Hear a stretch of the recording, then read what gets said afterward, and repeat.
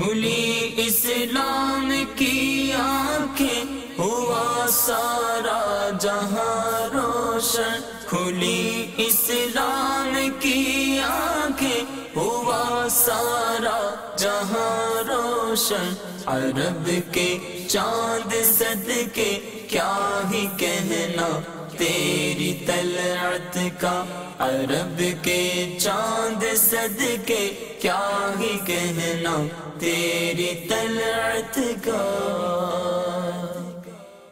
الحمدللہ رب العالمین والصلاة والسلام علی سید الانبیاء والمرسلین، اما بعد فاعوذ باللہ من الشیطان الرجیم، بسم اللہ الرحمن الرحیم۔ الصلاة والسلام علیک یا رسول اللہ وعلی آلک واصحابک یا حبیب اللہ، الصلاة والسلام علیک یا نبی اللہ وعلی آلک واصحابک یا نور اللہ۔ تمام مدنی چینل کے ناظرین کو ایک مرتبہ پھر سلسلہ فیضان اسلام میں مرحبا۔ انشاءاللہ عز و جل آج بھی ہم اپنے موضوع سے متعلق گفتگو کو شامل کریں گے، اور آج کا موضوع بھی ہمارا وہی ہے جو ہم نے سابقہ سلسلے میں گفتگو کی تھی۔ اس میں کچھ سوالات جو ہے وہ باقی رہ گئے تھے، اور ہم نے عرض کیا تھا کہ آپ کو انشاءاللہ اس سلسلے میں انہی سوالات کو ہم مزید کنٹینیو کر کے اس کے جوابات حاصل کریں گے۔ اور ہمارا موضوع ہے معاشرت اور آداب معاشرت، اور بالخصوص ہم نے گفتگو کی تھی معاشرے میں ایک دوسرے کا خیال رکھنے کے حوالے سے، وہ چیزیں کہ جو دوسروں کی تکلیف کا باعث ہوتی ہیں، مل جل کر رہنے میں کن باتوں کا خیال رکھنا چاہیے، اسلام میں معاشرت اور آداب مینرز کا کتنا خیال رکھنا ضروری ہے، اس حوالے سے ہم نے گفتگو کی تھی۔ انشاءاللہ عز و جل آج بھی اسی موضوع کو مزید آگے بڑھائیں گے۔ اول تاخیر ہمارے ساتھ رہیے، اچھی نیتیں بھی کر لیجئے۔ بنیادی نیت کسی بھی نیک کام سے پہلے اللہ تبارک و تعالیٰ کی رضا حاصل کرنے کی ہونی چاہیے۔ اسی طرح اول تاخیر سلسلہ دیکھوں گا، اہم باتیں نوٹ کروں گا، دوسروں تک پہنچاؤں گا، جو باتیں عمل کرنے کی ہیں، جن کے بارے میں حکم دیا گیا ہے، ان پر خود بھی عمل کروں گا، دوسروں کو بھی ترغیب دوں گا۔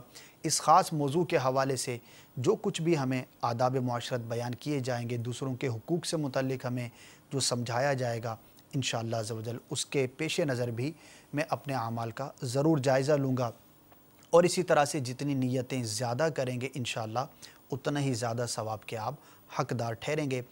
درود پاک کے بہت سارے فضائل ہیں، بہت سارے اس کے کمالات ہیں، دین دنیا ہر اعتبار سے اس کی برکتیں بیان کی گئی ہیں۔ حصول برکت کے لیے ایک فضیلت عرض کیے دیتا ہوں۔ القول البدیع کے حوالے سے منقول ہے کہ ایک شخص نے خواب میں دیکھا ایک بڑی بری بلا اس کے سامنے ہے۔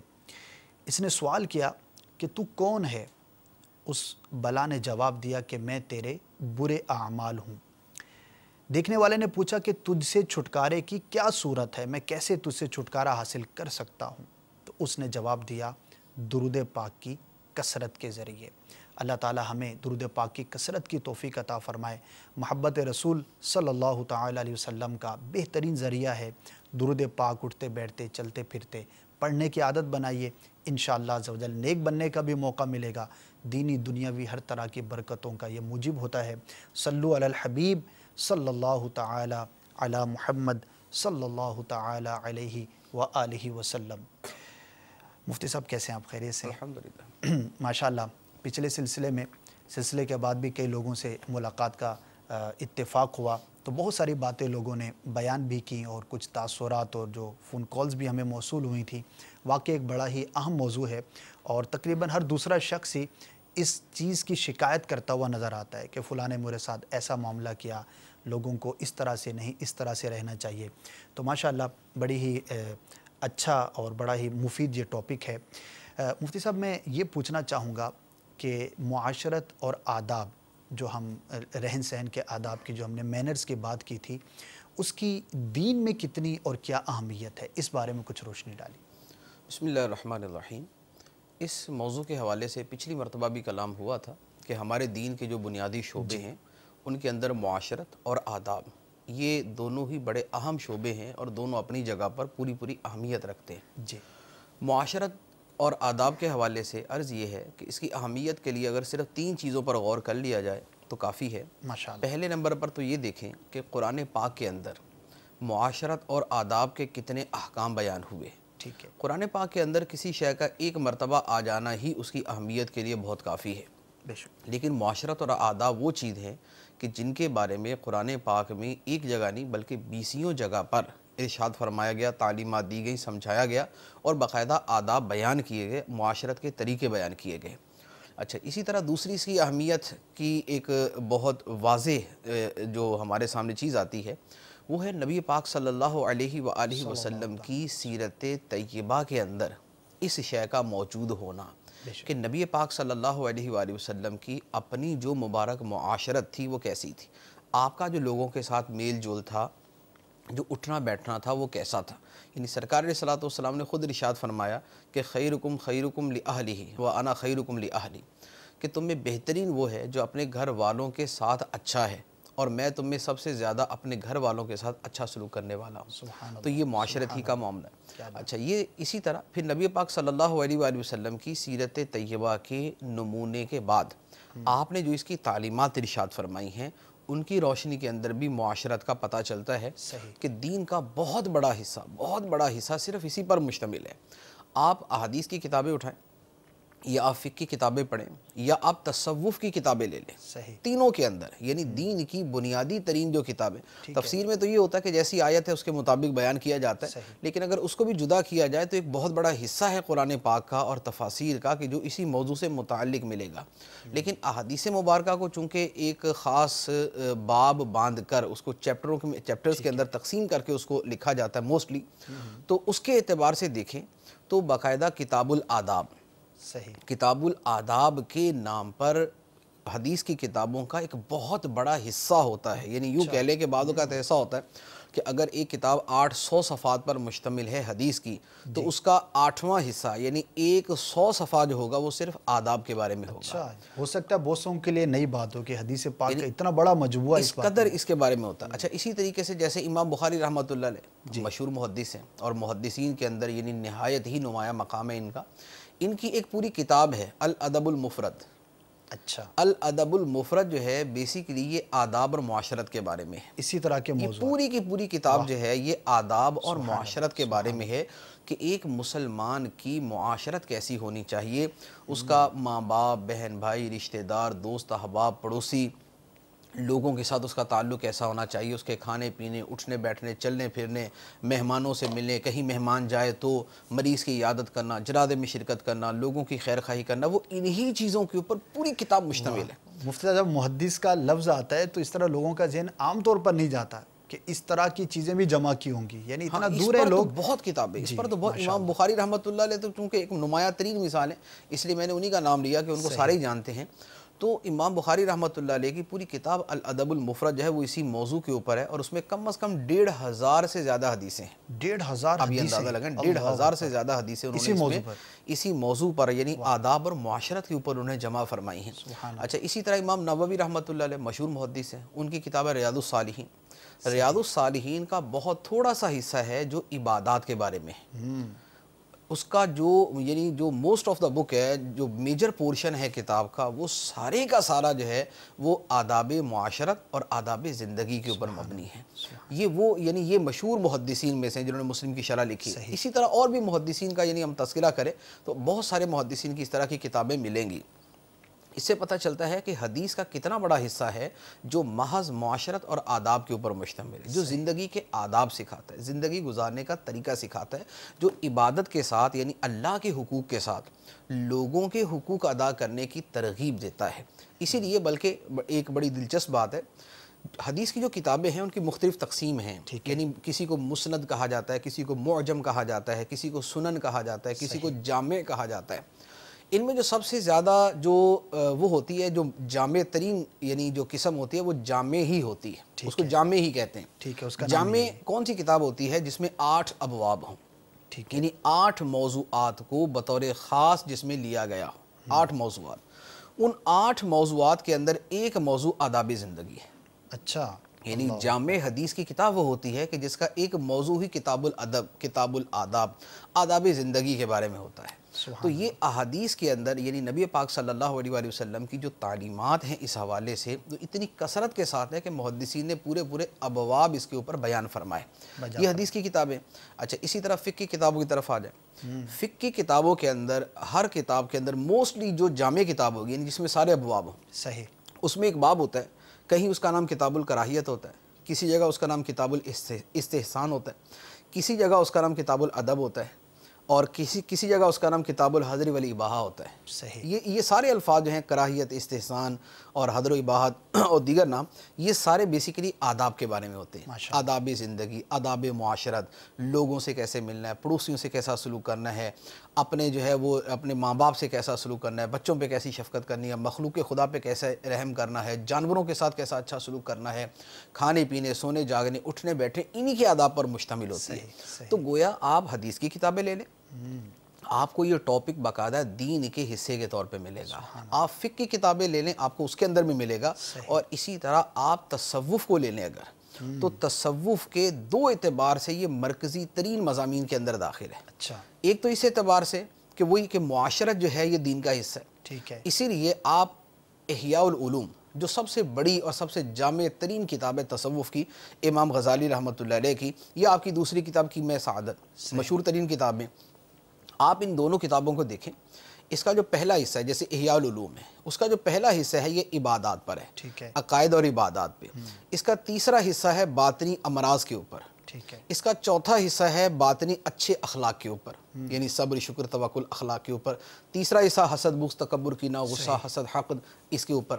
اس کا جو دوسرا حصہ ہے وہ دوسرا حصہ معاملات کے اوپر ہے۔ اچھا، وہ معاملات کے جن کے اندر تجارت بھی داخل ہے، جس کے اندر معاشرت بھی داخل ہے، جس میں دوستی کرنے کے آداب بھی ہیں، جس میں کسی سے تعلق توڑنے کے احکام کا بیان بھی ہے، جس میں کھانے پینے کے آداب کا بیان بھی ہے، جس میں جو ہے وہ اس طرح کی پوری جو آدابی زندگی آتے ہیں وہ سارے کے سارے اس کے اندر بیان کیے گئے۔ تو گویا تصوف کا موضوع بھی باقاعدہ یہ ہے۔ یعنی آپ کی گفتگو سے ایسا لگ رہا ہے کہ یہ کوئی ایک الگ سے چیز نہیں ہے کہ مذہبی طبقے کے اندر یا دین کے اندر اس کو کوئی الگ سے کسی خاص طور پر بیان کیا ہو، بلکہ جو دین کے دیگر احکامات ہیں انہی کے ساتھ ہی اس کا ایک بڑا حصہ شامل ہے۔ اصل میں جو دین کے بنیادی ریسورسز ہیں جہاں سے ہم دین سیکھتے ہیں، جیسے قرآن حدیث ہے، پھر اس کے بعد جو ثانوی ماخذ ہوتے ہیں کہ جو بزرگان دین نے اس کی تشریحات کی ہیں، وہ کتب احادیث اور کتب شروحات احادیث اور کتب فقہ اور کتب تصوف ہیں۔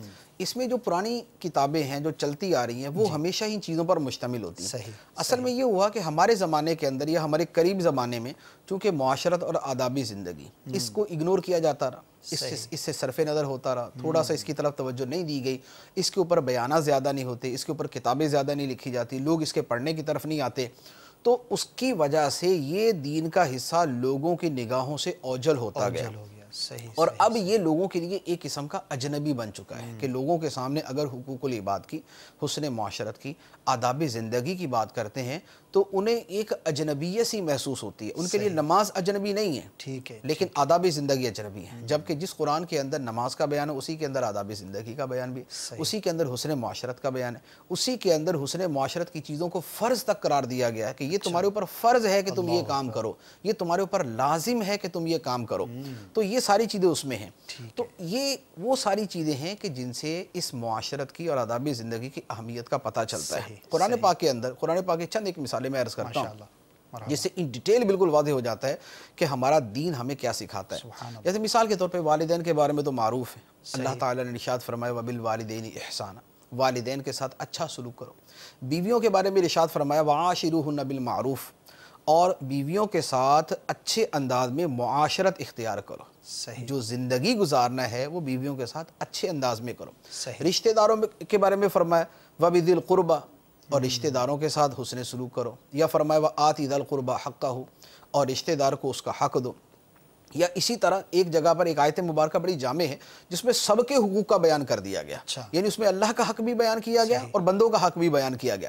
ارشاد فرمایا وَاعْبُدُوا اللَّهَ وَلَا تُشْرِكُوا بِهِ شَيْئًا وَبِالْوَالِدَيْنِ إِحْسَانًا وَبِذِي الْقُرْبَى وَالْيَتَامَى वलमसाकीनी वलजारि दिल क़ुरबा वलजारिल जुनूबी वसाहिबि बिल जंबी वबिन सबीली वमा मलकत ऐमानुकुम। सुभान अल्लाह। सारी की सारी चीज़ें इसके अंदर बयान फरमाई। सबसे पहले, सबसे मुकद्दम, सबसे अहम चीज़ कि अल्लाह की इबादत करो सुभान अल्लाह। और उसके साथ किसी को शरीक ना ठहराओ, तौहीद और इबादत। सही। उसके बाद वबिल वालिदैन एहसाना, वालिदैन से अच्छा सलूक करो, वबिदिल क़ुरबा और रिश्तेदारों के साथ, वल जारि दिल क़ुरबा और जो करीब वाला पड़ोसी है उसके साथ अच्छा सलूक करो, वल जारिल जुनूब और जो दूर का पड़ोसी है उसके साथ भी अच्छा सलूक करो, व साहिबि बिल जंब और जो पहलू का साथी है उसके साथ भी अच्छा सलूक करो, वबनी सबील और मुसाफिर के साथ अच्छा सलूक करो, वमा मलकत ऐमानुकुम और जो तुम्हारे गुलाम हैं, तुम्हारी बांदियाँ हैं, उनके साथ अच्छा सलूक करो। सुभान अल्लाह। मेंशन कर दिए एक एक चीज़ को मेंशन कर दिया गया कि अल्लाह का हक भी है, उसकी इबादत की जाए,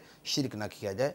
वालिदैन का हक है, रिश्तेदारों का हक है, जो करीब का पड़ोसी है उसका भी हक है, जो दूर का पड़ोसी है उसका भी हक है। सही। इस आयत के और भी मानी बयान किए गए, लेकिन एक राजे माना मैं आपको अर्ज़ कर रहा हूँ कि वल जारि दिल क़ुरबा जो करीब वाला पड़ोसी है, वल जारिल जुनूब और जो दूर का पड़ोसी है, वस्साहिबि बिल जंब और पहलू का साथी।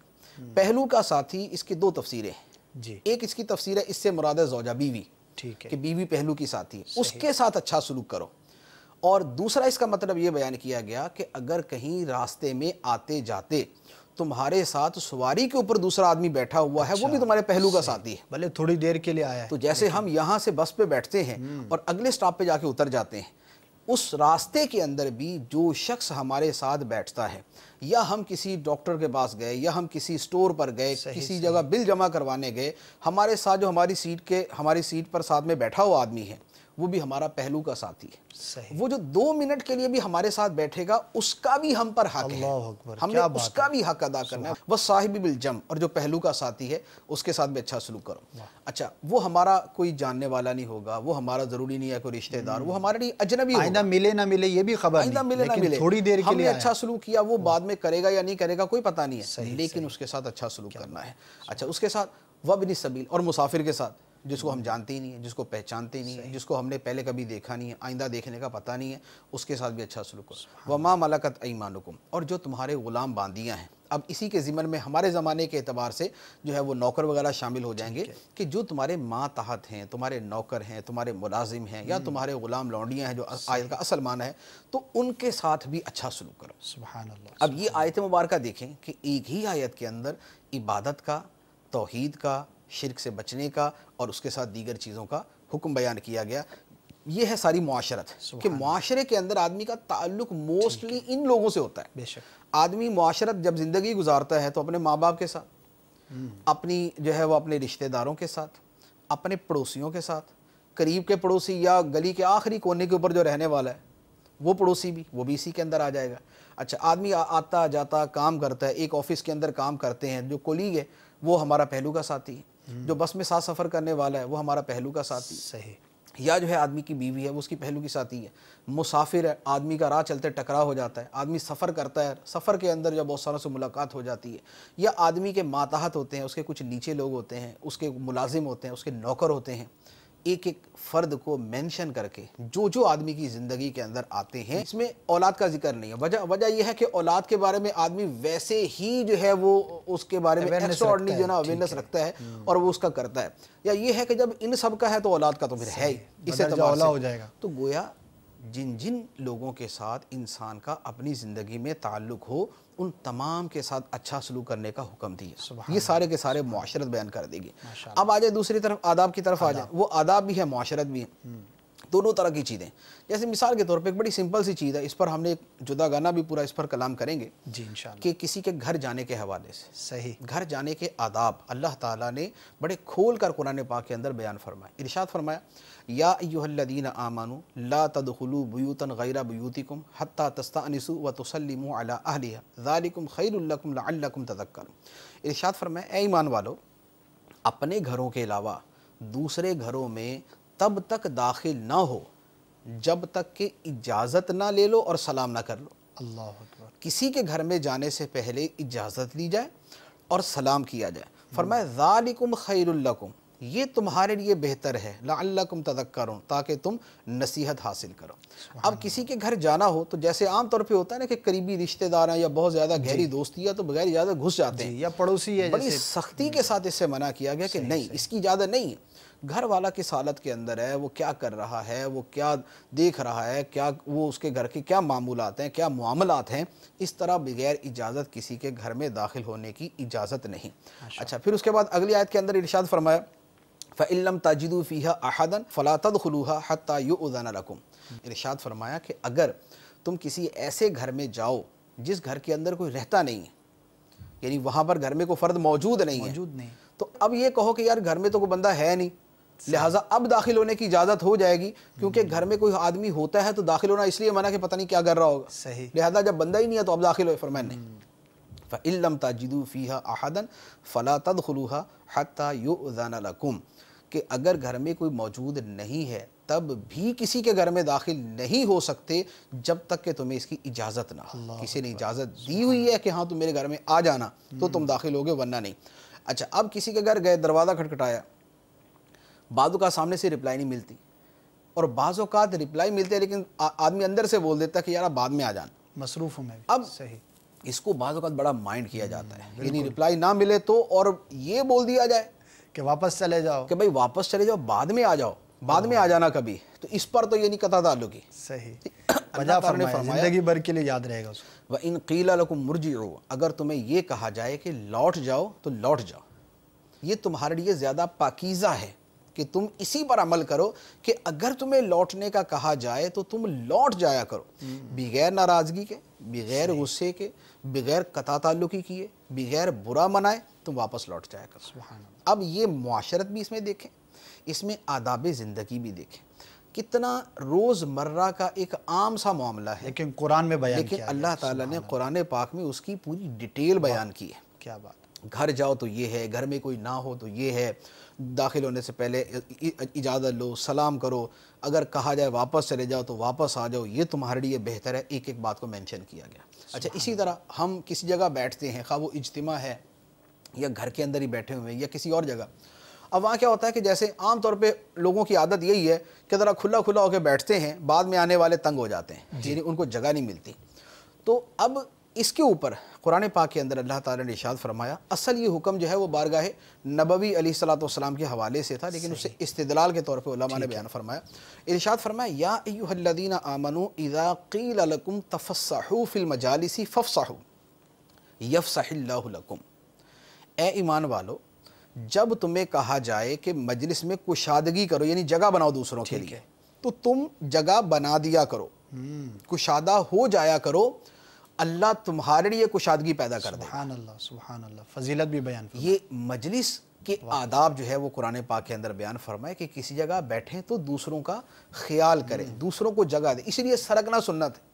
صحیح صحیح، کوئی آ جائے تو تھوڑا سا ہٹ جائیں تاکہ اس کو ذرا جگہ مل جائے آسانی ہو بیٹھ۔ جائے اس کے تو اب اجتماع کے اندر خواہ شریک ہیں یا کسی محفل میں شریک ہیں یا گھر کے اندر اس طرح بیٹھے ہوئے یا کوئی اور ایسا موقع ہے جہاں بہت سارے لوگ اکٹھے ہیں، تو وہاں پر دوسرے آنے والوں کے لیے جگہ کشادہ کر دی جائے۔ فرمایا کہ تم جگہ کشادہ کرو، اللہ تعالیٰ تمہارے لیے کشادگی پیدا فرما دے۔ ماشاءاللہ، یہ مجلس کے آداب۔ اچھا، اسی طرح چلنے پھرنے کے آداب، چلنے پھرنے تک کے آداب قرآن پاک کے اندر بیان فرمائے۔ اللہ تعالیٰ نے اپنے پسندیدہ بندوں کا قرآن میں تذکرہ کیا، ارشاد فرمایا رحمان کے بندے، رحمان کے بندے یعنی رحمان کے پسندیدہ بندے۔ فرمائے وعباد الرحمن الذین یمشون علی الارض ہونا واذا خاطبہم الجاہلون قالوا سلام۔ رحمان کے بندے وہ ہیں کہ جو زمین پر آہستہ چلتے ہیں، صحیح، جو زمین پر آہستہ چلتے ہیں، اور جب ان سے جاہل لوگ بات کریں تو وہ لڑائی جھگڑے کی بجائے وہ ان کو کہتے ہیں بس سلام، واہ، یعنی وہ ان کو سلام کہہ کے نکل جاتے ہیں، الجھتے نہیں ہیں، الجھتے نہیں ہیں، بات کو آگے نہیں بڑھاتے، آگے سے بدتمیزی کا رویہ اختیار نہیں کرتے، بلکہ ان کا طریقہ زمین پر آہستہ چلتے ہیں، اور کسی کی جہالت کا جواب جو ہے وہ آگے سے وہ سلام متارکت کر کے نکل جاتے ہیں۔ اب یہ چلنے کے آداب بھی ہیں، اور یہ جو ہے وہ گفتگو کرنے کے آداب بھی ہیں۔ گفتگو کرنے کے آداب کو قرآن پاک کے اندر ایک اور جگہ بھی بیان فرمایا، ارشاد فرمایا وَلَا تَمْشِ فِي الْأَرْضِ مَرَحًا، اور زمین میں اترا کر نہ چل، زمین میں اترا کر نہ چل۔ ایک اور جگہ پر ارشاد فرمایا ولا تمشی فی الارض مرحا انکا لن تخرق الارض ولن تبلغ الجبال طولا، زمین پر اکڑ کر نہ چلو، اتراتے ہوئے نہ چلو، نہ تم زمین کو پھاڑ سکتے ہو اور نہ بلندی میں پہاڑوں کو پہنچ سکتے ہو۔ اللہ کہ آدمی اکڑ کے چلے گا، پاؤں دھمک سے مارے گا زمین کے اوپر، تو کیا زمین پھاڑ دو گے؟ بڑے اکڑ کے چل رہے ہو تو کیا تمہارا سر پہاڑوں سے اوپر چلا جائے گا؟ فرمایا ایسا کچھ نہیں ہوگا۔ لہذا زمین کے اوپر اترا کر نہ چلو، اللہ کو اترانے والے پسند نہیں ہیں۔ یہ بھی آیت مبارکہ کا حصہ، فرمایا اللہ کو اترانے والے پسند نہیں۔ اچھا اب آ جائیں گفتگو کی طرف۔ گفتگو کے بارے میں ایک تو وہ آیت مبارکہ جو فرمایا گیا وَإِذَا خَاطَبَهُمُ الْجَاهِلُونَ قَالُوا سَلَامًا، جب جاہل لوگوں سے بات کرتے ہیں تو وہ آگے سے کہتے ہیں کہ بس سلام۔ دوسری آیت مبارکہ اللہ تعالیٰ نے ارشاد فرمایا وَلَا تُصَعِّرْ خَدَّكَ لِلنَّاسِ، اور اپنا رخسار لوگوں کے سامنے ٹیڑھا نہ کرو۔ جسے کہتے ہیں نا منہ بگاڑ کے بات کرنا، منہ پھلا کے بیٹھا یار ہے، سیدھے منہ بات ہی نہیں کرتا، سیدھے منہ یہ بات ہی نہیں کرتا۔ صحیح تو فرمایا کہ اپنا رخسار لوگوں کے سامنے لوگوں کے لیے ٹیڑھا نہ کر۔ اچھا اس کے بعد فرمایا، یہ آیت کے چند الفاظ کے بعد ہے یہ، فرمایا وَغْضُضْ مِنْ صَوْتِكَ، اپنی آواز کو ذرا پست رکھو، آہستہ رکھو، چیخو چلاؤ نہیں، آہستہ رکھو۔ ان انکر الاصوات لصوت الحمیر، بے شک سب سے ناپسندیدہ آواز گدھے کی آواز ہے۔ کیونکہ گدھا چیختا ہے، گدھا چلاتا ہے، گدھا شور مچاتا ہے، یہ سارے کام گدھے کے ہیں۔ فرمایا یہ انسان کا کام نہیں ہے، یہ مسلمان کا کام نہیں ہے، اپنی آواز کو پست رکھو، ناپسندیدہ آواز گدھے کی آواز ہے۔ یہ گفتگو کے آداب۔ اب گفتگو کے آداب کے اندر جب ہم اس کے اوپر بھی ایک پورا سلسلہ کریں گے، لیکن جو اس آیت مبارکہ سے بڑا واضح سمجھ آتا ہے کہ گفتگو کرنے کا طریقہ ہوتا ہے، تمیز ہوتی ہے۔ آپ اس انداز میں گفتگو کریں کہ آپ کے پاس پڑوس والے سارے پریشان ہوں۔ جیسے ایک آدمی کسی بھی جگہ کوئی مسجد کے اندر کھڑا باتیں کر رہا ہے، اب وہ اتنی آواز سے کسی سے باتیں کر رہا ہے یا موبائل پہ باتیں کر رہا ہے کہ قریب میں جو نماز پڑھ رہے ہیں وہ ڈسٹرب، کوئی قرآن پاک پڑھ رہا ہے وہ تکلیف کے اندر ہے، یا کوئی آدمی توجہ سے اجتماع میں بیٹھا ہوا اس کے پاس بیٹھ کے باتیں کریں گے وہ پریشان ہو جائے، یا آفس میں کام کر رہے ہوتے ہیں، آفس کے اندر اس طرح بلند آواز سے بات کرتے ہیں، ساتھ میں کام کرنے والے پریشان ہیں، یا جو ہے وہ اپنے گھر کے اندر اتنی آواز سے بولتے ہیں کہ اپنے گھر کے دیگر افراد کے کام متاثر ہوتے ہیں، وہی اپنی پڑھائی کرنا چاہتے پڑھ نہیں سکتے، وہ مدنی چینل دیکھ رہے ہیں، وہ مثال کے طور پہ مدنی چینل نہیں دیکھ سکتے، وہ کہ اسٹڈی کر رہے ہیں، وہ اپنے پیپرز کی تیاری کر رہے ہیں، وہ نہیں کر سکتے، یا پھر یہ ہے کہ آپ کے پڑوسی آپ سے پریشان ہیں کہ آپ کی آواز اتنی اونچی ہے، آپ کا چیخنا چلانا، آپ کا بچوں سے پیار کرنا اتنی بلند آواز کے ساتھ ہے کہ آپ کے پڑوسی اس سے پریشان ہیں، آپ گھر کے اندر ہی شور مچائے جا رہے ہیں، آپ کے پڑوسی اس سے پریشان ہو رہے ہیں، آپ اچھل کود کر رہے ہیں، آپ کے پڑوسی پریشان ہو رہے ہیں۔ تو فرمایا وغضض من صوتک، اپنی آواز کو پست رکھو، بے شک ناپسندیدہ ترین آواز گدھے کی آواز۔ تو اب یہ دیکھیں کہ آداب زندگی کے میں نے چند ایک مثالیں بیان کی اور کتنی معمولی چیزیں اس کو سمجھا جاتا ہے، یعنی جو آپ نے مثالیں دی مفتی صاحب، کتنی ایک روز مرہ کی ایک عام فہم سی چیزیں ہیں، لیکن رب عز و جل نے قرآن کے اندر بیان فرمایا۔ بیسیکلی یہی وہ چیزیں ہیں نا جن کے اوپر ہمارے لوگ مرعوب ہوتے ہیں نا کہ اہل مغرب بڑے تمیز والے ہیں، بڑے تہذیب والے ہیں، بڑی شائستگی ہے، بڑے مینرز ہیں ان کے اندر، ان کو گفتگو کرنا آتی ہے، ان کو چلنا پھرنا آتا ہے، ان کے یہاں ٹریفک کا نظام ہے، وہ لائن لگا کے جناب کھڑے ہوتے ہیں، قطار لگانا جانتے ہیں، وہ ایک دوسرے سے مسکرا کے ملتے ہیں۔ تو یہ جو قرآن پاک میں بیان کیا، یہ کیا بیان کیا گیا؟ یہی تو چیزیں بیان کی گئی، یہی تو وہ آداب زندگی ہیں، یہی وہ مینرز ہیں، یہی وہ اخلاقیات ہیں، یہی وہ طریقہ ہے، یہی سلیقہ زندگی ہے جو قرآن کے اندر اور احادیث مبارکہ کے اندر بیان کیا گیا ہے۔ بات یہ ہے کہ ہمارے لوگوں کی تربیت نہ ہونے کے برابر ہے۔ ہمارے یہاں تربیت کہاں ہوتی ہے؟ ہمارے ہاں لوگوں کو آداب زندگی کہاں سکھائے جاتے ہیں؟ زندگی کے کون گھروں سے کے حصے میں اندر سیکھتے ہیں؟ گھروں کے اندر سکھائے جاتے ہیں جن کو خود تمیز نہیں ہوتی۔ تو وہ جس آدمی کو خود زندگی گزارنے کا صحیح اسلامی طریقہ اس کی اپنی لا علمی اور جہالت کی وجہ سے یا علم ہونے کے باوجود غفلت کی وجہ سے جس کو خود زندگی گزارنا نہیں آتا، وہ اپنی اولاد کو کیا سکھائے گا؟ اللہ اکبر۔ اچھا کیا اسکولوں کے اندر سکھایا جائے گا؟ ہمارے اسکولوں والے جو ہے وہ کوئی نئے محاذ کھول کے کھڑے ہوتے ہیں۔ کچھ عرصہ پہلے جناب وہ ایک جدید قسم کی جنسی تعلیم کے اوپر شروع ہو گیا کہ جناب اسکولوں میں یہ شروع کی جائے، تو ان کے لیے دوسرے محاذ بہت ہے، وہ ان کو ہے ہی نہیں کہ آداب زندگی بھی سکھائے جائیں۔ وہ سائنسدان بنا دیں گے، انجینئر بنا دیں گے، وہ اس کو تاریخ دان بنا دیں گے، وہ اس کو ہسٹری دان بنا دیں گے، وہ اس کو انسان نہیں بنائیں گے۔ اس کے بعد اب آ جائیں کیا نا ہمارے میڈیا کی طرف۔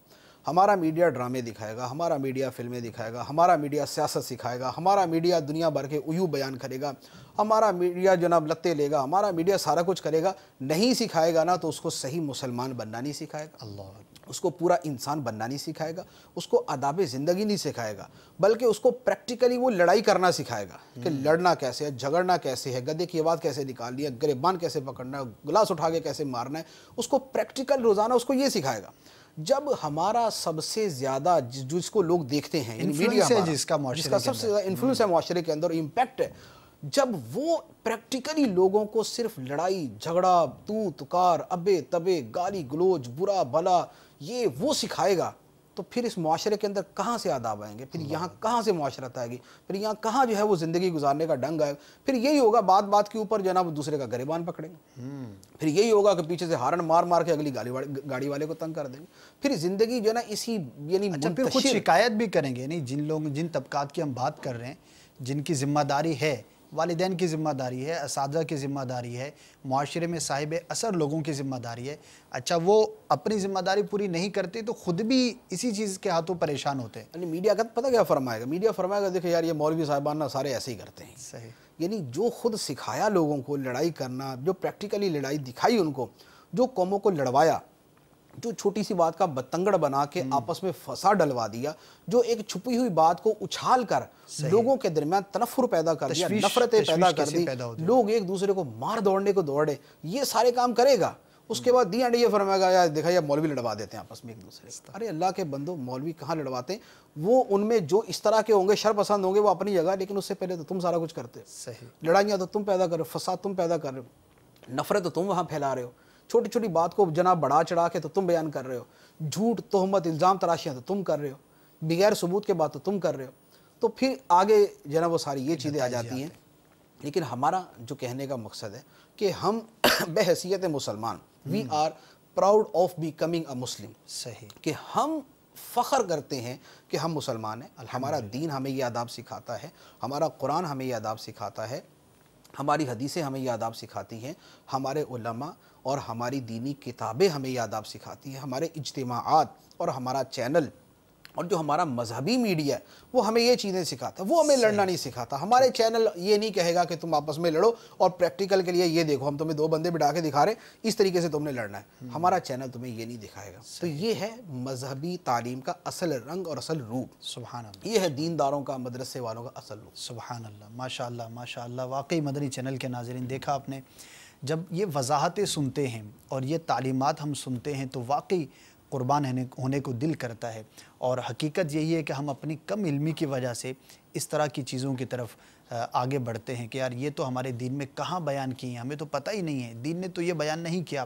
تو نہیں بیان کیا ایسا نہیں، بلکہ قرآن کی آیتیں آپ نے سنی، احادیث کی بڑی خوبصورتی کے ساتھ مفتی صاحب نے ایک وضاحت جو ہمیں بیان فرمائی ہے کہ احادیث کے اندر کتنا بڑا ذخیرہ ہے جس میں آداب معاشرت کو، آپس میں ایک دوسرے کے ساتھ تعلقات کو بیان کیا گیا، اور بڑے بڑے محدثین کرام نے اس چیز پر اپنے پورے کتابوں میں باب قائم کیے۔ تو بات ہے علم کی، بات ہے توجہ کرنے کی، بات ہے اپنے اندر جذبہ بیدار کرنے کی، اور یہی دعوت اسلامی کا مدنی مقصد ہے، اور یہی مدنی چینل کے ذریعے آپ نے جو کچھ دیکھا یا پریکٹیکلی آپ مدنی ماحول سے وابستہ ہوں گے تو آپ کو انشاءاللہ عزوجل ایک فرحت محسوس ہوگی کہ یار جس معاشرے کے اندر ہم رہ رہے ہیں اور جن برائیوں کو ہم رات دن دیکھتے ہیں اس کے سدھار کی بھی کوئی صورت ہے، کوئی تو ایسا طبقہ ہے، کوئی تو ایسا ایک لوگوں کا گروہ ہے، لوگ موجود ہیں، اسی معاشرے کے فرد ہیں جو بڑے ہی با اخلاق ہوا کرتے ہیں، جن کے ساتھ بیٹھنے کے بعد جو ہے وہ آپس میں انتقام لینے کا جذبہ نہیں بلکہ آپس میں پیار و محبت جو ہے بڑھانے کا سلسلہ ہوتا ہے۔ جو مدنی مذاکرہ تھا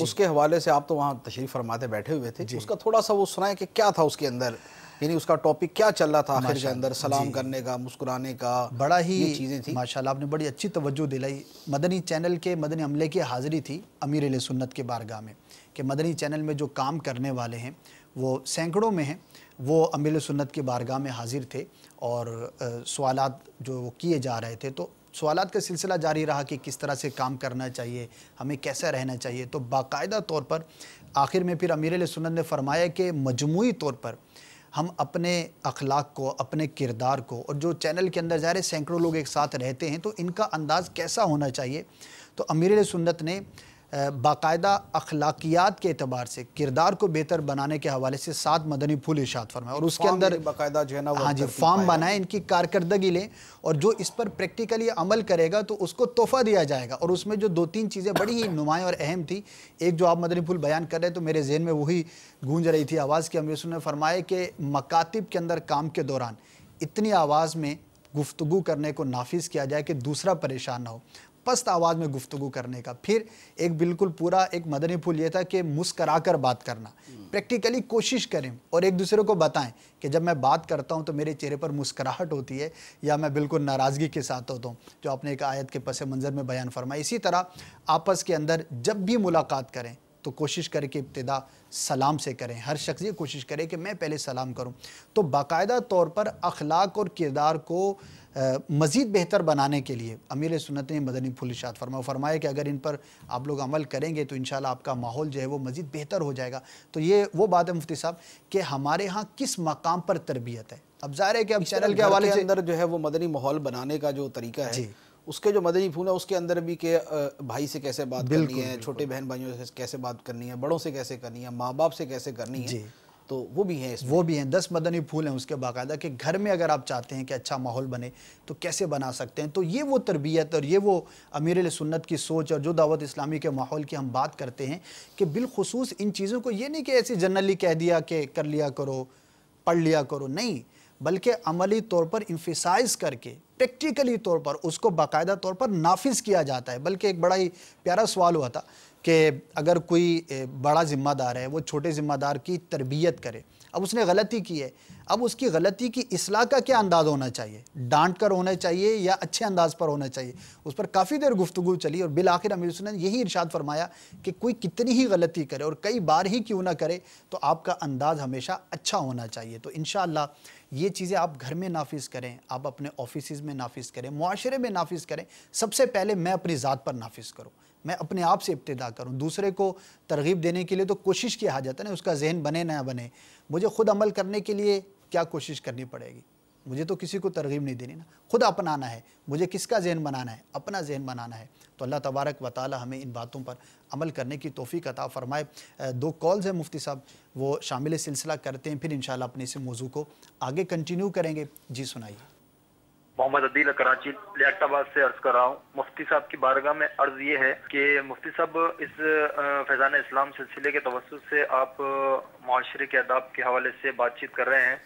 آج کل یہ ہوتا ہے کہ رات کو جو 4تھی منزل پہ رہتے ہیں یا 3ری منزل پہ رہتے ہیں، اب ہم 1st فلور پر ہیں، 2nd فلور پر ہیں، بہت ہی مشکل سے بچوں کو سلایا جاتا ہے یا ہماری آنکھ لگتی ہے، تو اس قدر زور سے بولتے ہوئے اترتے ہیں اور چپلیں ایسی پہنی ہوئی ہوتی ہیں کہ دھڑام پڑام ہوتا ہوا یہ 2-3 افراد جو اتر رہے ہوتے ہیں، اس سے بعض اوقات جو ہے نا بچے بھی اڑ جاتے ہیں اور بڑا جو ہے نا پریشانی کا سبب بنتا ہے۔ تو برائے کرم آپ مدنی چینل کے توسط سے ان کی جو ہے نا رہنمائی فرمائیں، اللہ تعالیٰ آپ کو جزا خیر عطا فرمائے۔ السلام علیکم ورحمۃ اللہ وبرکاتہ۔ وعلیکم السلام ورحمۃ اللہ وبرکاتہ۔ جی دوسری کال بھی سنا دیجیے۔ السلام علیکم ورحمۃ اللہ۔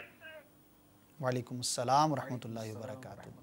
محمد عمر قاری، فیکلٹی ممبر حضرت بہاؤالدین زکریا یونیورسٹی مدینہ طلولیہ ملتان شریف۔ نہایت جدید اور اہم موضوع پر پہلوؤں پر روشنی ڈالی جاتی ہے۔ اس حوالے سے صدیق صاحب کی خدمت میں عرض کرنا چاہوں گا کہ عموماً دیکھا گیا ہے کہ معاشرے کے اندر جب کوئی شخص دینداری والا حلیہ یا رویہ یا انداز زندگی اختیار کرتا ہے تو اس پر کئی انداز سے طعن و تشنیع کی جاتی ہے یا اس کو ڈسکریج کیا جاتا ہے۔ اس سوچ کی کیا وجوہات اور اس سوچ کا کیسے تدارک کیا جا سکتا ہے؟ جی مفتی صاحب 2 کالز تھیں، آپ نے سنی بھی، کیا فرمائیں گے؟ یہ جو پہلی کال تھی جی وہ میں نے نہیں کسی سے کہا تھا، اچھا کسی نے کی ہے کہ نیچے رہتے ہیں اور اوپر 3rd floor 2nd floor 4th floor سے لوگ آتے جاتے ہیں، بلند آواز سے باتیں کرتے ہیں یا چپلوں کی آواز آتی ہے۔ دیکھیں یہ وہی چیز ہے کہ دوسروں کا خیال کرنے کا معاملہ ہے۔ صحیح۔ حدیث مبارک ہے کہ المسلم من سلم المسلمون من لسانہ و یدہ، مسلمان وہ ہے جس کے ہاتھ اور اس کی زبان سے دوسرے لوگ سلامت رہیں، دوسروں کو سلامتی ملے، سلامت رہیں۔ سبحان اللہ۔ اب زبان سے، ہاتھ سے، یہ عام ایک مثال ہے، پاؤں بھی اسی کے اندر شامل ہے، آنکھیں بھی اسی کے اندر شامل ہیں۔ ज़बान से और हाथों से तकलीफ़ कैसे होती है किसी को? ज़बान से तकलीफ़ यूँ भी है कि कोई किसी को बुरा कहे, ठीक है, गाली दे, बुरा कहे, सख्त अल्फाज इस्तेमाल करे। और तकलीफ़ यूँ भी होती है कि कोई आदमी इसी तरह बुलंद आवाज़ से बोलता है और दूसरे के लिए तकलीफ़ का बाइस है। सही। जैसे मैंने अर्ज़ किया ना कि मस्जिद के अंदर यानी बुलंद आवाज़ से बात कर रहे हैं और दूसरे नमाजी को तकलीफ़ है, या किसी सोने वाले को तकलीफ़ हो रही है, या किसी तिलावत कुरान करने वाले को तकलीफ़ हो रही है, तो अब बुलंद आवाज़ से बातें करना यूँ मना होगा। ठीक है। अच्छा, अब इसकी मिसाल यूँ ले लें कि जैसे आला हज़रत रहमा का एक फ़तवा है, नमाज के बाद बुलंद आवाज़ से ज़िक्र किया जाता है मस्जिदों के अंदर, ला इलाहा इल्लल्लाह या दूसरा कोई ज़िक्र किया जाता है। आला हज़रत रहमा ने फरमाया कि वाजिब है कि इस बात का ख्याल रखा जाए कि इतनी बुलंद आवाज़ से ज़िक्र ना हो जिससे दूसरे नमाजियों को तकलीफ़ हो। सही सही। लिहाजा नमाज के बाद भी अगर बुलंद आवाज़ से ज़िक्र करते हैं तो उसकी आवाज़ बड़ी मुतवस्सित और मुअतदिल होनी चाहिए, ठीक है। इतनी हरगिज़ ना हो कि किसी दूसरे को तकलीफ़ पहुँचे। तो जब कलिमा तय्यबा का ज़िक्र करते हुए और कुरान या कोई दीगर मुक़द्दस चीज़ पढ़ते हुए भी ये हुक्म है कि इतनी आवाज़ ना हो जिससे दूसरे को तकलीफ़ पहुँचे, तो अब बातें करने के ज़रिए या चलने फिरने के अंदाज़ के ज़रिए दूसरे को तकलीफ़ देने की कैसे इजाज़त होगी? ये मसला एक जगह नहीं है, तकरीबन हर जगह ही होता है। ठीक है। हाँ, ये है कि सुलझे हुए लोग होते हैं। अच्छा, अब इसी की वजह से आप देखें बड़े बड़े जो होटल होते हैं जी, जो 3 स्टार 4 स्टार 5 स्टार होटल हैं, उनमें जो राहदारियाँ होती हैं ना, उसमें कारपेट बिछे होते हैं। सही। वो कारपेट जो है ना सिर्फ अदब के लिए नहीं बिछाए जाते, सही। वो कारपेट इसीलिए बिछाए जाते हैं कि कमरे के अंदर जो लोग हैं वो डिस्टर्ब ना हो लोगों के कदमों की आवाज़ की वजह से, कि लोग जो है बूट पहने हुए और ठक ठक करते गुजरेंगे तो अंदर वाला डिस्टर्ब होगा, क्योंकि वो रात को सोए दिन को सोए वो उसकी मर्जी है। ठीक है। वो इसीलिए आया कि वो दिन को सोएगा या वो रात को सोएगा, तो लिहाजा कोई डिस्टर्ब ना। अच्छा, अब ये है कि इसी तरह घरों के अंदर भी ख़ास तौर पे जहाँ बिल्डिंग्स का मसला है कि फ्लैट सिस्टम है, ऊपर नीचे सीढ़ियाँ के जरिए कई स्टोरी की बिल्डिंग है, कई स्टोरी की बिल्डिंग है, वहाँ बतौर ख़ास इसका ख्याल रखा जाए। देखिए, कुछ आवाज़ तो ज़रूर पैदा होती है, ऐसा नहीं है कि आवाज़ ना पैदा हो, चलने से आवाज़ लाजमी बात है पैदा हो, लेकिन चलने का जिसको ढंग आता है ना जी, वो इस आवाज़ को कम कर लेते हैं। आपने देखा कई लोग पाँव घसीट कर चलते हैं जी, इतनी बुरी आवाज़ आती है कि लोगों को बड़ी शदीद तकलीफ होती है। अब ये जो चलने वाला है इसको इसी को तमीज़ सिखाई जाएगी ना कि लोग तो अपने कान बंद नहीं करेंगे, इसी को तमीज़ सिखाई जाएगी कि पाँव उठा के चलो। अच्छा, पाँव उठा के चलना है तो ज़ोर से मार के नहीं चलना, आप तरीके से चलना है।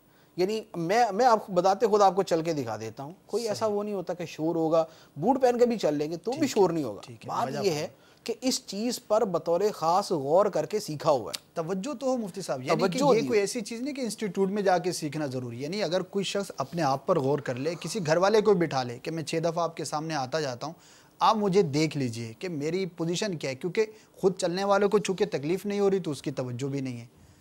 तो बात वो है कि माइंड सेट बनने की ज़रूरत है कि आदमी दूसरे का ख्याल करे। तो ये जो है सीढ़ियाँ चढ़ना उतरना, उसमें वही 2 चीज़ें कि एक तो उतरने का जो अंदाज़ है, ख़ास तौर पे बच्चों के साथ ये ज़्यादा मसला होता है, क्योंकि बच्चे तो ज़रा उछल कूद करते उतरते चढ़ते ना। बच्चों की तरबियत की जाए, ठीक है, माँ बाप उनकी तरबियत करें, और उनकी तरबियत माँ बाप ही करेंगे, दूसरा कोई नहीं करेगा। अभी कुछ अर्सा पहले मेरा एक जगह मशवरा था किसी के साथ जी, अपने ज़िम्मेदारान के साथ, तो दारुल मदीना वालों के साथ। उन्होंने कहा कि मुफ्ती साहब हमने एक बड़ी प्यारी चीज़ बच्चों को सिखाई है। मैंने कहा क्या सिखाई? कह रहे माशाल्लाह ये अगर सीढ़ियाँ चढ़ेंगे तो अल्लाह अकबर कहते हुए चढ़ेंगे, उतरेंगे तो सुबहान अल्लाह पढ़ते हुए उतरेंगे। मैंने कहा माशाल्लाह बहुत अच्छी चीज़ सिखाई। मैंने कहा लेकिन एक इससे ज़्यादा ज़रूरी चीज़ है जी, बिस्मिल्लाह अल्लाहु अकबर कहना जो है ये सुन्नत है, एक इस सुन्नत से ऊपर वाजिब है। वो वाजिब ये है कि ये कहना इतने चीखने के अंदाज में और नारे मारने के अंदाज में ना हो कि जैसे दुश्मन पे हमला किया हमने। मैंने कहा आपकी तरबियत से बच्चे करते तो हैं ये, लेकिन सारे बच्चे अच्छे अंदाज में नहीं करते। यानी कुछ बच्चे वो अल्लाहु अकबर यानी इतनी बुलंद आवाज़ से कि घर में अगर बच्चे सो रहे तो जाग जाएंगे, आदमी एक मरतबा तो घबरा जाएगा, अल्लाह खैर करे क्या हो गया बात। तो ये अंदाज नहीं होना चाहिए। वो सुन्नत है, उस सुन्नत के साथ इस वाजिब का ख्याल रखना ज़रूरी है। तो जब अल्लाह अकबर कहते हुए सुबहान अल्लाह कहते हुए ज़रूरी है इस बात का ख्याल रखना। इसी तरीके से उतरते चढ़ते मेरा तो ये नहीं मशवरा, मैं तो ये नहीं अर्ज़ यही करूँगा कि इसका आफ़ियत वाला तरीका ये कि मुँह बंद ही रखें, یعنی خاموشی کے ساتھ ہی اترے، خاموشی کے ساتھ ہی چڑھیں۔ آپ نے جو بات کرنی ہے اپنے گھر کے اندر داخل ہو کے کریں، اور آپ نے جو بات کرنی ہے اپنے گھر سے باہر نکل کے کریں۔ راستے کے اندر جو سیڑھیوں کے اوپر اترتے چڑھتے جو باتیں کرتے ہیں، یہ موسٹلی جو ہے یہ لوگوں کے لیے تکلیف کا باعث بنتی ہے، خاص طور پہ رات کے وقت کے جب گونج زیادہ ہوتی ہے۔ جی بالکل، خاموشی ہوتی ہے، سناٹا ہوتا ہے، گونج اس وقت زیادہ ہوتی ہے، اس وقت اس کا خیال رکھنا زیادہ ضروری ہے۔ اچھا پھر گفتگو، اب تو ہمارے یہاں گفتگو کرنے کے لیے بندے کی بھی ضرورت نہیں ہے نا، کہ دوسرا انسان ہمارے ساتھ ہو تو ہم اس سے بات کریں، ہمارا موبائل ہی بہت کافی ہے ہمارے لیے، ہم موبائل سے ہی جو ہے نا وہ کر لیں گے۔ اچھا اسی طرح موبائل اگر ساتھ ہے، آپ نے نعتیں چلائی ہوئی ہیں یا معاذ گانا ہی چلایا ہوا ہے یا تلاوت چلائی ہوئی ہے، لیکن وہ آپ کی تلاوت، آپ کی وہ نعتیں یا آپ کا وہ گانا، وہ ساتھ جہاں جہاں سے آپ گزر رہے ہیں ان کو وہ تکلیف دے رہے ہیں، صحیح، تو یہ کسی صورت جو ہے اس کی اجازت نہیں ہے۔ تو لہذا چلنے کے آداب جو ہے وہ سیکھے جائیں اور اس پر غور کر کے اچھا بعض لوگوں کو اس کا وہ نہیں ہوتا، احساس نہیں ہوتا، جیسے بعض اوقات کیا ہوتا ہے ایک آدمی خود ایک بات کہہ رہا ہوتا ہے اور اس کو پتہ نہیں چلتا کہ میں خود یہ کر رہا ہوں، بالکل بجا فرمائے، توجہ نہیں ہوتی، یہ بہت مرتبہ ہوتا ہے۔ جیسے ایک آدمی غیبت کے اوپر بڑا دھواں دار بیان کر رہا ہوگا، غیبت نہیں کرنی، غیبت بری ہے، بیان ختم کرتے ساتھ ہی بولے یار سارے مرے ہوئے پڑے تھے یہاں پر، صحیح، وہ بولتے ختم کرتے ساتھ ہی بول دے گا۔ تو یہ جو ہے چلنے پھرنے کے آداب والا معاملہ، یعنی سیڑھیاں چڑھنا اترنا جو ہے یہ ذرا طریقے سے ہو۔ اسی طریقے سے جو ہے جو گفتگو کرنے کا میں نے عرض کیا، اچھا اسی طرح گفتگو میں ایک اور چیز ہے، ابھی میں کل کی میں آپ کو عرض کرتا ہوں، کل ہی کی یا پرسوں رات کی شاید بات ہے، رات کے 2 بجے میں تقریباً سویا، ہماری دیوار کے باہر جو ہے وہ 2 آدمی بیٹھے باتیں کر رہے ہیں، اچھا کاروباری ڈسکشن چل رہی تھی ان کی، صحیح، وہ لگے ہوئے مزے سے، نفع تو ان اور کا تھا، اونچی آواز کے اندر لگے ہوئے نا، بلند آواز سے لگے ہوئے۔ اچھا میری بالکل جو ہے نا وہ میری چار پہ بالکل ساتھی دیوار کے، ٹھیک ہے، یعنی میں آدھا پونا گھنٹہ دو جانا کبھی ادھر جناب وہ کانوں میں انگلیاں دوں، کبھی ادھر کروٹ کبھی ادھر کروٹ، پھر ان کو توفیق ہوئی وہ اٹھ کے چلے گئے تو اس کے بعد نیند ہے۔ صحیح، تو اب یہ رات کے وقت کسی کے گھر کے سامنے آپ بیٹھ جائیں، آپ باتیں کرتے رہے، یا آپ موبائل کے اوپر جو ہے نا وہ اونچی آواز آپ سے نے پورا کاروبار گلی میں گھوم پھر کے ہی کرنا ہے، اور رات کے 12 بجے آپ نے شروع کرنا ہے، اور آپ نے اپنے گھر کے اندر بیٹھ کے فون نہیں کرنا، وہیں آپ بیٹھ کے کاروباری گالیاں بھی دے رہے ہیں، وہیں آپ بیٹھ کے کسی کو ڈانٹ بھی رہے موبائل کے اوپر ہی، ابے تجھے کہا تھا جلدی پہنچنا، تو پہنچا نہیں ہے، تجھے سمجھ نہیں آتی کیا بولوں میں تجھے، یہ کر دوں گا، وہ گلی کے اندر لگا ہوا کرنا، اس کو ہے ہی نہیں، اس کو حس ہی نہیں ہے بالکل کہ یار میرے اس طرز عمل کی وجہ سے دوسرے کو تکلیف ہو سکتی ہے۔ لہٰذا اپنی آواز اور اپنے چلنے کے انداز دونوں کے اوپر جو ہے وہ غور کیا جائے کہ اس کی وجہ سے دوسرے کو تکلیف نہ ہو۔ تو یہ ان کا دوسری کال کیا تھی؟ دوسری کال مفتی صاحب پروفیسر صاحب ہیں عمر صاحب، وہ یہ کہہ رہے تھے کہ جب کوئی مذہبی حلیے والا شخص کوئی بھی اس طرح کا اچھا کام کرتا ہے، لحاظ رکھتا ہے، تو اب عام لوگ جو ہے نا اس کا بڑا مذاق اڑاتے ہیں، اس کو انکریج نہیں کرتے بلکہ اس کو جو ہے نا ڈسکریج کر رہے ہوتے ہیں۔ دیکھیں اس کا کیا ہے؟ انہوں نے لفظ استعمال کیا تھا کہ اس کو تانا دیتے ہیں، برا بلا کہتے ہیں۔ دیکھیں اگر کسی آدمی میں واقعی غلطی ہو، اس پر بھی اسے تانا دینے کی اجازت نہیں ہے، ٹھیک ہے، تانا دینے کی اس میں اجازت نہیں ہے۔ کسی میں خامی ہے، اس خامی پر بھی اس کو تانا دینا بہت ساری صورتوں میں حرام ہے۔ صحیح، کسی کا رنگ کالا ہے تو کیا آپ کالے رنگ کا تانا دے سکتے ہیں اس کو؟ حرام ہے۔ قرآن پاک کی آیت ہے مبارکہ وَلَا تَلْمِزُوا أَنفُسَكُمْ، اور ایک دوسرے کو تانا نہ دو۔ کسی کی ذات جو ہے معاشرے میں کمتر سمجھی جاتی ہے، کیا اس کو اس ذات کے اوپر تانا دیا جا سکتا ہے؟ حرام ہے۔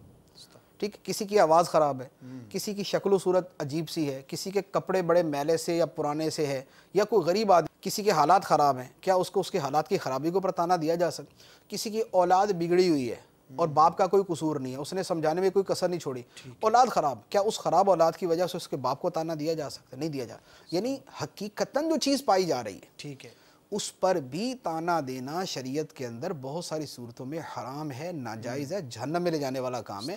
تو کسی آدمی کے دین پر عمل کرنے پر، دینی احکام پہ عمل کرنے پر، شریعت پر عمل کرنے پر، معاشرت کے آداب پہ عمل کرنے پر، آداب زندگی، کھانے پینے کی سنت آداب، صحیح، ایک آدمی سنت کے مطابق کھاتا ہے عاجزی کے ساتھ زمین پہ بیٹھ کے، اور جو ہے وہ 3 انگلیوں کے ساتھ لقمے چبا کے آہستہ، یہ اپنے اس انداز میں کھاتا ہے۔ اس کا جو مذاق اڑا رہا ہے وہ اس کا مذاق نہیں اڑا رہا، وہ اللہ کے رسول صلی اللہ علیہ وسلم کی سنت کا مذاق اڑا رہا ہے، وہ دین کے حکم کا مذاق اڑا رہا ہے۔ تو یہ جو تانا دینے والے ہیں یہ اپنے آپ کو دیکھ لیں کہ یہ مسلمان ہے یا نہیں، بہت خطرناک، کیونکہ یہ کسی فرد کو تانا نہیں دے رہے، اس فرد کے عمل کو تانا دے رہے، اور وہ عمل اس کا نہیں ہے، اس کے نبی صلی اللہ علیہ وسلم کا عمل ہے، لہذا یہ بڑا سنگین اور سینسٹیو معاملہ ہے، اس کو اس اعتبار سے دیکھنا چاہیے۔ تو تانا دینے والا معاملہ جو بڑا نازک اور بڑا شدید ہے، تو اسے لازمی طور پہ اوائڈ کیا جائے۔ ماشاءاللہ، اور ہمیں کوشش جاری رکھنی چاہیے، اگر کوئی اس طرح کی بات کرتا ہے، گفتگو کرتا ہے، تو بھی اپنا عمل جاری رکھیں،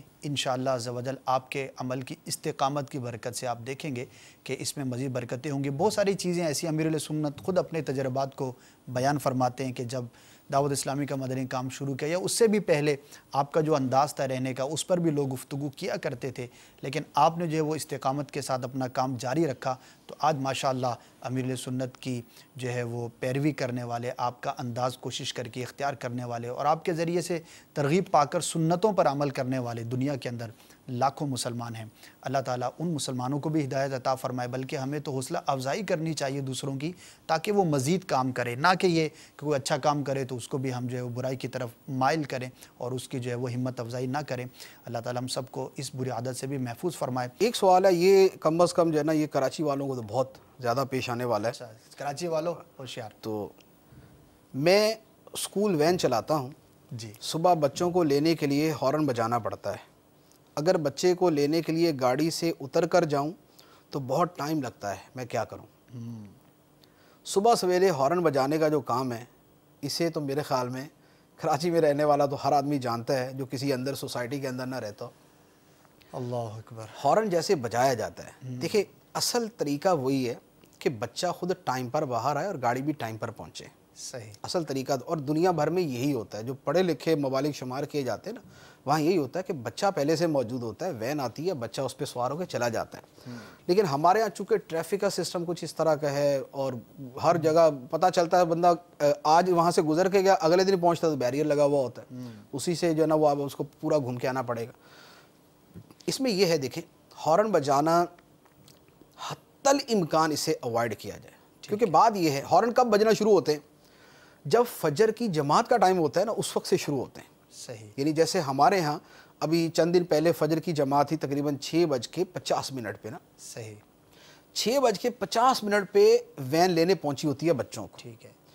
اب اس وقت وہ بجانا شروع کرتے ہیں، اس وقت موسٹلی جو ہے نا وہ لوگ سوئے ہوتے ہیں، کم از کم جو چھوٹے بچے ہیں نا وہ تو سوئے ہی ہوتے ہیں، جو اسکول نہیں جاتے وہ بچے تو سوئے ہوئے ہیں۔ اور روٹین کے اندر بھی جو اکثر آپ 12-1 بجے سونے والے ہیں، تو وہ صبح جو ہے وہ کیا نام ہے نماز پڑھنے کے لیے وہ اٹھے ہوتے ہیں، یا جو نماز نہیں پڑھ رہے وہ سوئے ہوئے، جو نماز نہیں پڑھ رہا اور سو رہا اس کو بھی ہم ہارن بجا کے اس کو جگانے کی ہمیں اجازت نہیں ہے کہ ہم اس کو تکلیف دے کہ تو کیوں سویا ہوا ہے۔ صحیح۔ ایک بڑی تعداد سو رہی ہے، ایک بڑی تعداد سو رہی ہوتی ہے۔ اچھا، اب اس میں کیا ہے کہ ہارن بجانا جو ہے نا اس میں یہی ہو، اگر یہ واقعی چند دن اس طرح کرے نا، ایک ہلکا سا ہارن بجائیں، معمولی سا بالکل، جس سے ایک اندازہ ہو، کیونکہ ہر گاڑی کا ہارن جو ہے نا موسٹلی جدا ہوتا ہے یا گھر والے پہچانتے ہوتے ہیں کہ ہمارے بچے کی گاڑی آئی، ہلکا سا بجایا کافی۔ اس کے بعد بچہ اگر 1-2 منٹ میں آ جاتا تو ٹھیک ہے، ورنہ وہ نکل جائے۔ یہ واقعی طریقہ، یہ 2 مرتبہ اس طرح کر لے، تیسری مرتبہ بچہ وقت سے پہلے وہاں پر موجود ہوگا۔ بالکل۔ ہمارے ہاں لوگوں کی عادت ہے کہ ہارن بجانے والا جب تک بار بار نہیں بجائے گا وہ بچہ نیچے نہیں اتارے۔ اچھا، وہ ہارن بجانے والا اتنی زور سے بجائے گا، مسلسل بجائے گا، بجاتا ہی رہے گا، یعنی وہ تو کسی بھی صورت حلال کے زمرے میں نہیں آتا، وہ تو حرام ہی ہے۔ ایسا ہارن بجانا کہ جو انتہا درجے کا تکلیف دہ، انتہائی تیز آواز کے اندر۔ اچھا، جب گرمیوں کے اندر بعد کھڑکیاں کھلی ہوتی لوگوں کی، کھڑکیاں کھول کے وہ ہوا کی کراسنگ ہو رہی ہوتی، اس کے اندر جو ہارن بجا رہے ہوتے ہیں نا، الامان والحفی، یعنی سردیوں میں سب کچھ بند کر کے جو ہارن تکلیف دیتا ہے نا وہ سمجھ سے باہر ہے، گرمیوں کے اندر تو پتہ نہیں کیا کرتے ہوں گے۔ تو یہ اس طرح کا ہارن بجانے کی اجازت نہیں ہے۔ جو وین والا ہے گناہ گار اسی نے ہونا ہے، بچہ گناہ گار نہیں ہوگا کہ میں لیٹ آ رہا ہوں، یہ گناہ گار ہوگا جس نے لوگوں کو تکلیف دی ہے، لہذا یہ مہربانی کرے۔ اچھا، ہارن بجانے کی مجھے تو عجیب منطق آج تک سمجھ نہیں آئی۔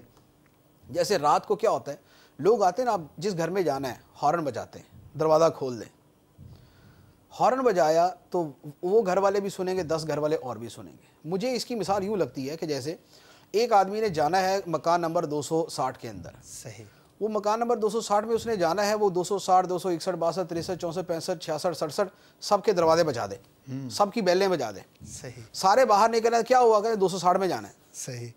وہ یار تم پاگل ہو، بیوقوف ہو، تمہارا دماغ کام نہیں کر رہا، جانا تم نے 260 میں، ہماری بیل کیوں بجائی؟ اس نے کہا ویسے ہی۔ صحیح۔ जैसे ये आदमी बेवकूफ़ है, इसी तरह वो कार वाला भी बेवकूफ़ है या वो मोटरसाइकिल वाला बेवकूफ़ है कि जो हॉर्न इतना बजाता है कि 260 से लेकर 270 वाले सारे जो है ना वो परेशान हो जाते हैं कि भाई इसने जाना किसके घर में। सही। ये भी सबके दरवाजे बजा रहा है, ये भी सबको ही डिस्टर्ब कर रहा है और फिर उसके बाद एक घर में घुस रहा है। तो भाई आप उतर के आप जो है वो दरवाज़ा बजा दो, बेल बजा दो, या आप जो है उनको पहले फ़ोन कर दो, उसके मुताबिक वो दरवाज़ा खोल दें, जो एक तरीका है, जो तरीका है जो इसीलिए कई मुल्क हॉर्न बजाने को आप यकीन करें कई मुल्कों में गाली के बराबर समझा जाता है। बजा फरमा रहे हैं, यानी हॉर्न बजाना जो है, हॉर्न क्यों बजा रहे हैं, कोई हॉर्न बजा दे ना, लोग उसको ऐसे ही देखते हैं कि जैसे ये सड़क पे किसी और ही अंदाज के अंदर आ गया। तहकीक सुनी थी मुफ्ती साहब, वल्लाह आलम इसकी क्या हकीकत है, लेकिन ये कॉन्सेप्ट है या चुटकुला ही समझिए कि एक जगह पर जो है वो किसी ने हॉर्न बजाना है तो दूसरे ने मना किया, तो उसने कहा भाई क्यों मना करो, बोले हॉर्न इंसानों के लिए थोड़ी है, ये तो इजाद किया था गाड़ियों के अंदर कि कोई जानवर आ जाए जिसको सुनता नहीं है, जिसको समझ नहीं है, उसको हॉर्न बजाना है कि वो साइड पर हो जाए। तो इस मुबालगे की हद तक भी अगर इसको समझे, लोग इसे अवॉइड करते हैं अच्छी जगहों पर, अच्छे इलाकों पर। हमारे इतना बुरा है इसको। मोटरसाइकिलों पर वो हॉर्न लगे होते हैं जो सुपर हाईवे के ऊपर बड़े बड़े ट्रॉलर चलाने वालों ने लगाए होते हैं ना, वो मोटरसाइकिल पे लगा के घूम रहे होते हैं। सही। तो समझ नहीं आती कि लोग यानी क्या शऊर कहाँ है, इनकी तरबियत कहाँ है, इनको कौन सिखाता है, अल्लाह ही हाफिज़ है इन लोगों का। बहरहाल कोशिश ही की जा सकती है। तो ये हॉर्न बजाने वाले जो है ना, ये मेहरबानी करें कि इनका हॉर्न बजाना बहुत मामूली से अंदाज के अंदर हो, इतना हो जिसको ये समझे कि यार किसी को तकलीफ नहीं होगी। सही। और उसके बाद वो ये इंतज़ार किया और निकल गए। बार बार बजा के इन पर कोई वाजिब नहीं है कि ये बजा बजा के बजा, उनके कौन से कान बहरे हैं यार कि उनको सुनता नहीं है। वो भी आदी हो जाते हैं कि उसने जाना तो है ही नहीं, कि भाई इसने जाना तो है नहीं, 5-6 मिनट तक खड़ा रहेगा तो ये बजाता रहेगा। अच्छा, फिर 4-4 गाड़ियां बाद औक़ात खड़ी होती। सही है। यानी ये भी रोजाना का ही मंजर है। ये तो जाहिर है इस घर का बच्चा और वैन में जाएगा, उस घर का बच्चा और वैन जाएगा, और सबका टाइम एक है, सारे पहुंचे हुए, सारे लगे हुए हॉर्न बजाने। अब इस कौम को कौन समझाए कि भाई आप 4 आदमी मिलके हॉर्न बजा रहे हो, आप चारों का दिमाग भी काम कर रहा ही नहीं कर रहा। तो लिहाजा इसके ऊपर बहुत ज्यादा जो है ना इस पर तवज्जो देनी। तो अल्लाह करे कोई कानून ऐसा हो कि जो इन चीज़ों को रोकने वाला हो। शायद कानून तो बना हुआ होगा मुफ्ती साहब, लेकिन वही बात है कि अमल जो है वो उस पर नहीं है, ना इनको कोई देखने वाला, ना गिरफ्त करने वाला। अब सिर्फ कराची ही नहीं बल्कि जो भी बड़े शहर हैं जहाँ पर भी गुंजान आबादियाँ होती हैं या जहाँ पर फ्लैट का सिस्टम है, वहाँ पर ये यकीनन ये एक ऐसा मामला है कि वही समझ सकता है कि जो इस तकलीफ से गुजरा हुआ। अच्छा, गाड़ी का ही मैं एक और आपको अर्ज करूं। जी। ये मैसेज और भी बड़े खूबसूरत और बड़े अच्छे सवाल पूछे हुए हैं। वाह।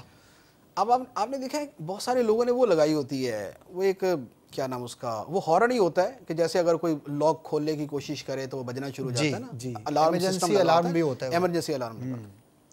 इमरजेंसी अलार्म का यानी रूल ये है कि जो जैसा लगा लेंगे ना वो वैसे बचेगा। अगर कोई टच करेगा और बजना है तो वो उस पर भी लग सकता है। ठीक है। कोई दरवाज़ा खोले और बजे उस पर भी लग सकता है। स्टीयरिंग अगर कोई हिलाने की कोशिश करे और बजे उस पर भी लग सकता है। ठीक है। मोस्टली जो लोग लगवाते हैं ना, वो लगवाते हैं टच करने के ऊपर। सही, बजा फरमाया। ठीक है कि टच अगर कोई करेगा ना तो ये बजना शुरू हो जाएगी। सही। रात को गलियों में बिल्लियाँ कुत्ते फिर रहे हैं। सही। ठीक है, अब कुत्ता जाते जाते टच होकर गुजर गया, गाड़ी ने चीखना शुरू कर दिया। उसको तो नहीं पता ना कि इंसान गुजरा है या कोई जानवर। अच्छा, बिल्ली तो सोती उसके नीचे, कार के नीचे। सही। उसने रात को जब करवट लेनी है, उसकी टांग लगनी है, उसने फिर बजना शुरू हो जाना। सही। 2 तीसरे नंबर पे सफाई करने के लिए कोई बंदा रखा हुआ होता है जी कि भाई सुबह सुबह ना आपने तुमने 7 बजे सफाई करके जानी। वो सब की, वो गाड़ी की भी सफाई करता है, लोगों की नींद की भी सफाई करता है। सही। सफाया करता है वो। अब वो जैसे गाड़ी साफ करना शुरू करेगा, गाड़ी बजना शुरू हो जाएगी। जब तक उसकी सफाई ख़त्म नहीं होगी, गाड़ी का चीखना चिल्लाना या भौंकना बंद नहीं होगा। सही। ये मुसलसल चलती रहेगी। इसका मालिक आराम से सोया हुआ, उसने गाड़ी भी 5 घर छोड़ के खड़ी की हुई है, दूसरे के घर के सामने खड़ी की होती, वो खुद बिस्तर के अंदर जिंदा या गैर जिंदा वो पड़ा हुआ है। लेकिन जिन लोगों को उसकी गाड़ी तंग करती, क्योंकि उसकी आवाज़ बहुत ज़्यादा, उसकी हॉर्न से भी ज़्यादा आवाज़, वो है इसीलिए, वो है इसलिए बहुत ज़्यादा आवाज़, उसकी हॉर्न से भी 10 गुना ज़्यादा आवाज़ होती है। अच्छा, फिर वो इंतहाई बेसुरी किस्म की आवाज़ होती है, यानी वो कभी वो कुत्ते की तरह बोलेगी, कभी वो कुछ और आवाज़ें निकालेगी, वो चीखती रहेगी। सफाई करने वाला भी मदे से लगा हुआ उसको सफाई करने, मालिक जो है ना अपने घर पे लेटा हुआ, जिसके घर के सामने गाड़ी खड़ी हुई है ना, उसका जीना तंग किया होता।